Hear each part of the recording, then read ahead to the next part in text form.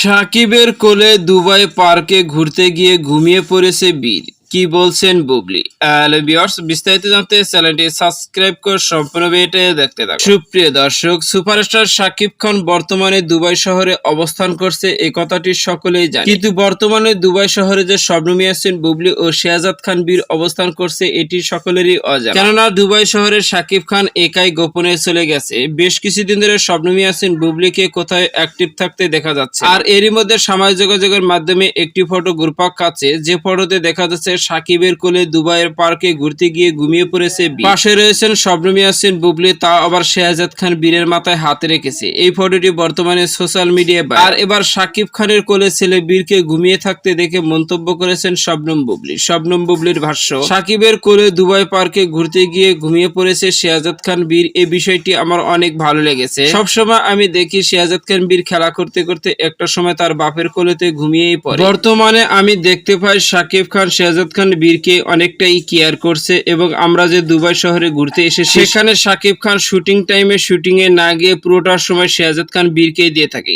এমনই মন্তব্য শবনম ইয়াসমিন বুবলির। তো সুপ্রিয় দর্শক, ভিডিওটি আপনার কাছে ভালো লাগলে একটা লাইক দিন। নিত্য নতুন ভিডিও আপডেট পেতে চ্যানেলটি সাবস্ক্রাইব করুন। অসংখ্য ধন্যবাদ পুরো ভিডিও উপভোগ করার জন্য।